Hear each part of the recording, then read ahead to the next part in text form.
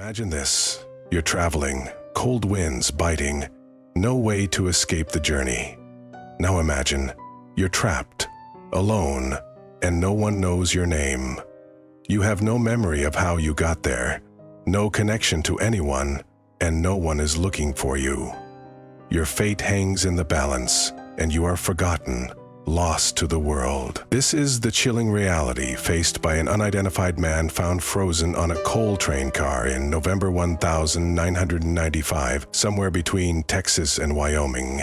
His remains were discovered in Wright, Campbell County, Wyoming, miles from where he had likely boarded. A man whose name, his history, his identity all slipped through the cracks of time and bureaucracy. This man, his body, found frozen in the cold, gave little away. There were no signs of foul play, no trauma, no obvious cause of death other than the unforgiving cold. His clothes, his belongings, his tattoos, these were the only clues, but they were not enough to answer the most haunting question. Who was he? And the more investigators dug, the more the mystery deepened. How did this man end up alone in that coal car? Was he running from something, or was he seeking something? Perhaps a new life or escape? We may never know for sure, but his story is one that still lingers unresolved. Why did no one come looking for him? Why was he alone in such a dangerous place, with only his name, Coal Train Carlos, and a few belongings to give us a glimpse of his past? We'll dive deeper into this mystery, piece together what we know, and try to answer the question that has haunted investigators for years. Who was the man on that cold train car, and why did his journey end so tragically in the freezing Wyoming night? November 11th, 995.1. It was a cold day in Wright, Wyoming, but nothing could have prepared the investigators for what they were about to find. The body of an unidentified man was discovered frozen inside a coal train car, miles away from where he'd likely boarded. The train, having traveled nearly 1,000 miles, had made stops along the way from Richmond, Texas, to Wyoming, a journey that took days. By the time the body was found, it was clear that this was no ordinary case. The man's remains were found in such a way that it was almost as if he had simply vanished from the world, forgotten by those around him, even before his death. There were no signs of trauma on his body, nothing to indicate violence or foul play. His cause of death was immediately assumed to be hypothermia, a tragic result of the freezing temperatures on the train. Yet, that was just the beginning of the mystery. One of the most puzzling aspects of the discovery was the uncertainty surrounding how he ended up there. The authorities believed he may have climbed into the train car at some point during its 7 to 10-day journey, but there was no clear evidence to confirm where that might have been. Was he running away, looking for something, or was he simply in the wrong place at the wrong time? The investigators were left with a web of contradictions and dead ends. Drag marks found at the scene led to an early theory that the man had climbed into the car from the ground. But this didn't seem to make sense. The coal cars were at least 12 feet high, and the man's height, barely 5 feet 2 inches, made it unlikely that he could have made it up to the top of the car on his own. The more they looked into it, the less certain they became of what had actually happened. Could he have been hiding inside the car, waiting for a chance to escape once it was moving? Did he try and fail to jump from the train, as some theorized? Despite the mystery of his arrival, there were no signs of struggle. The man appeared to have been in the car for some time, perhaps clinging to the hope that he might find safety or warmth. But in the end, the cold was too much. He died alone, frozen in place. His life cut short by circumstances no one fully understood. No one knew his name, and no one came looking for him. His belongings were lost before any identification could be made. The questions piled up as quickly as the unanswered ones. Who was he? How did he end up in that train car? And, most haunting of all, why did no one come for him? In the months and years that followed, investigators tried to piece together the mystery of this coal train Carlos, but they would face more dead ends than answers. his identity remained a secret, his story tragically unfinished. The discovery of the frozen body in Wright, Wyoming was just the beginning of a long, frustrating search for answers. And to this day, we still don't know who he was or what brought him to that train car. The mystery of Coal Train Carlos continues to linger, unanswered. When authorities first discovered the body of the man who would come to be known as Coal Train Carlos, they were left with more questions than answers. His appearance, while not providing clear-cut answers about his identity, painted a picture of a man with a story that no one would ever fully know. The man was about 40 to 50 years old, with a height of only 5 feet 2 inches, and weighed somewhere between 150 to 165 pounds. His appearance was striking in its simplicity, but also in its subtle details. He had graying black hair, and beneath his thick beard, black chest hair was visible. His eyes, brown like deep earth, gave the face a certain quiet intensity. The man's facial features, though anonymous in the way many John Doe cases can be, carried a sense of mystery, as though his face might hold a memory for someone out there. And yet, no one came forward to claim him. But there was more to his story, hidden in his body's details. His tattoos, scars, and the items he carried with him. On his upper left arm/shoulder was the word Caradity, inked unevenly, suggesting perhaps a personal or emotional significance. A tattoo that wasn't perfect, but a permanent reminder of something meaningful. On his left hand, the word Cubano was etched in ink, suggesting a possible connection to Cuban heritage. Was he a Cuban man living far from home? Did his past lie in a place we could never know? On the web of his right hand, there was also a cross, a symbol that could suggest religious faith, or maybe a mark of protection he carried with him in his travels. But the tattoos weren't the only details that told a story.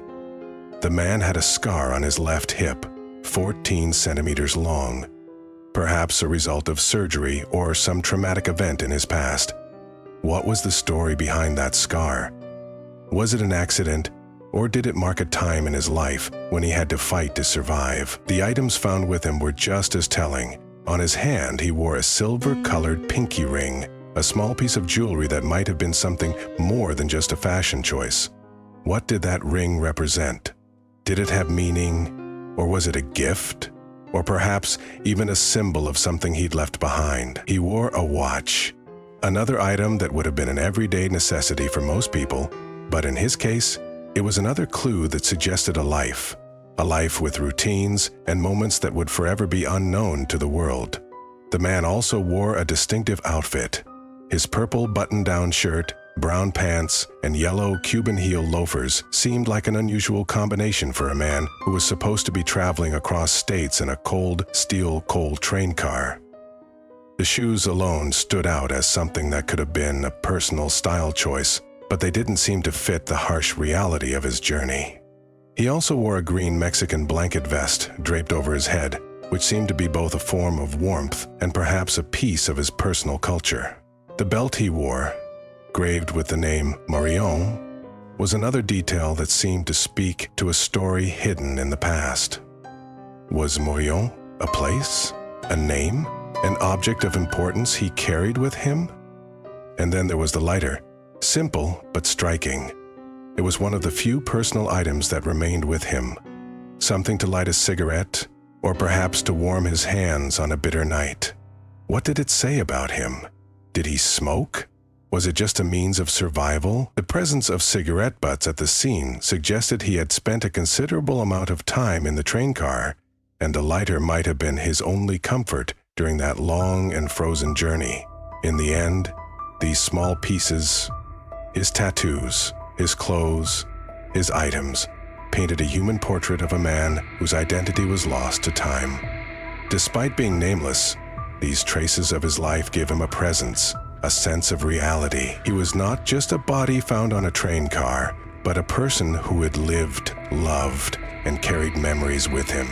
But without a name, he was forever a mystery, a story that slipped through the cracks, one that no one would ever fully know. And as the years have gone by, the haunting question remains: What did all these small details mean? What was the life of Coltrane Carlos before he boarded that train car? And what led him to his final destination, alone, forgotten by the world? The investigation into the mysterious death of Coltrane Carlos began with the kind of uncertainty that often accompanies an unidentified body. Authorities had a vague picture, no obvious signs of foul play, no immediate clues as to where the man had come from or how he'd ended up in the coal car, frozen and alone. At first, investigators focused on the drag marks found near the scene. They seemed to suggest that the man had climbed into the coal car from the ground. It was a theory that on the surface made sense, but as they looked closer, problems began to surface. The drag marks, which authorities initially thought pointed to the man's desperate climb into the car, didn't fit the facts. The cars were enormous, more than 12 feet high, and the man was only 5 feet 2 inches tall. Could he really have climbed that high? And if he had, how did he end up frozen, lying inside the car with no signs of trauma? The theory was starting to fall apart. Still, it was all they had. Despite the mystery surrounding his arrival, the cause of death was determined to be hypothermia. The man's body had been exposed to freezing temperatures for an unknown period, and investigators assumed he had been unable to escape the brutal cold. But that was as far as they could go. With so many unknowns, questions swirled, and theories began to pile up. Was he an unfortunate stowaway on a long journey? Had he been running away from something? Or perhaps towards something? Without answers, the investigation stalled. Years passed, and the case lingered in the shadows of unsolved mysteries like so many others. That was until 2015, when Campbell County coroner Laura Sundstrom decided to revisit the case. There had to be more to uncover. Sundstrom, determined to bring closure to the haunting question of the man's identity, began her own investigation, hoping that something, anything, would turn up. One of her first steps was to dig deeper into the train's journey. If the man had boarded the coal car in Texas, where did the train stop along the way? The route was long, stretching nearly 1,000 miles from the Pruitt power plant in Richmond, Texas, all the way to Wyoming. The man could have climbed onto the train at any number of stops during its 7 to 10-day journey. But without clear evidence, the search felt like trying to find a needle in a haystack. Sundstrom scoured old records, looking for the train's manifest, the log that would have listed its stops along the route.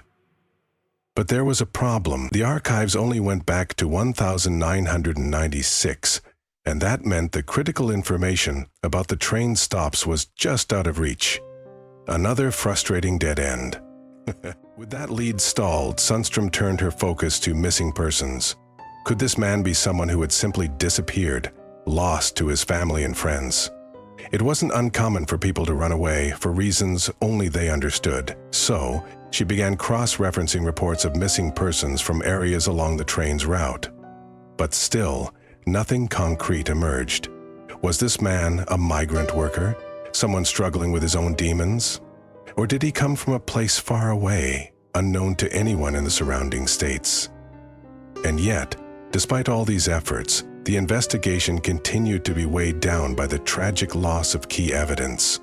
The fingerprints taken from the man's body at the time of discovery had been lost, along with his personal belongings, items that might have offered vital clues about who he was and where he came from. His belongings, which included a watch, a pinky ring, and a lighter, had vanished into the void of bureaucratic errors and poor record-keeping. His body had been cremated, preventing any DNA or dental analysis that could have revealed his identity. It was a devastating setback, one that compounded the sense of frustration already felt by investigators. All these pieces, the fingerprints, the belongings, the potential DNA, had slipped through their fingers, leaving them with little more than a name to go by: Coltrane Carlos. The case, despite the efforts to revive it, was riddled with gaps that no amount of time or new investigation seemed to be able to fill. The man's identity remained unknown, his death still shrouded in mystery. Was he someone running from a troubled past? Or did he have a family wondering where he went? The key to unlocking that answer seemed to have slipped through the cracks, and each new avenue taken only led to more frustration. And yet, in spite of these setbacks, the question that had haunted so many over the years remained. Who was the man known as Coal Train Carlos, and how did he end up alone, frozen and unidentified on a train car in Wyoming? Every answer seemed to bring more questions, leaving investigators and the public with one lingering thought. Could he ever be identified, and could the mystery of his death ever truly be solved? As the case of the man found frozen in the coal car continued to baffle investigators, the small details of his life started to emerge, pieces that suggested he was more than just a mysterious John Doe. The tattoos etched into his skin, though cryptic, seemed to tell a story. One of the most prominent tattoos was the word caridad across his chest. In Spanish, caridad translates to charity or love, and it's often associated with faith, hope, and selflessness. Could it have been a nod to his religious beliefs? Or perhaps it was a marker of something deeper, a reflection of a life that had known struggle, but still held on to love in some form. The word stood as a silent testament to who he was, a person with perhaps a strong belief in giving, in caring for others, even in the face of hardship. But it also begged the question, who had this man loved? Had he loved deeply? And where was that love now? Another tattoo on his body bore the word Cubano. It wasn't hard to imagine that this could signify his Cuban heritage. If he was from Cuba, what brought him to the United States? Was he part of the wave of immigrants who sought a new life in America? Was he running away from something? Or towards something? These tattoos, Caridi and Cubano, held the key to understanding this man, but they only raised more questions. A deeper sense of mystery settled over his identity, and the more investigators tried to piece him together, the more elusive the answers became. Along with his tattoos, the man had a set of personal items with him: a lighter, a few cigarettes, small items, but ones that suggested something about his character. The lighter wasn't just an object. It hinted at a possible ritual, a quiet moment in his day. He may have been someone who used it to light a cigarette and think, perhaps to relax, to reflect. Did he sit in the cold, smoking, hoping for a better moment, or maybe just trying to survive the brutal journey? The presence of cigarettes made it seem as though he had been in the coal car for longer than just a short time. He had time to light a cigarette, to take a moment for himself, maybe even find some kind of comfort in the small act. Was he huddled in the freezing cold, trying to warm himself, even for a brief second, with a cigarette? Was he resigned to his fate, or was there a flicker of hope that he would make it out alive? It's impossible to know for sure, but the image of this man clutching his lighter and cigarettes evokes a deep sadness. The uncertainty of those final moments in that cold, isolated place must have been overwhelming. Was he alone, surrounded by the eerie silence of the night? Did he feel the crushing weight of isolation as the cold seeped into his bones, inch by inch? How long did he stay there, waiting for something, anything, to change? Was he praying for warmth, for rescue, or simply for the strength to survive another hour? Imagine those last moments. He was far from home, far from family. Was he thinking about his life before the tattoos, before the journey that led him here? Did he think about Cuba, or his family if he had one?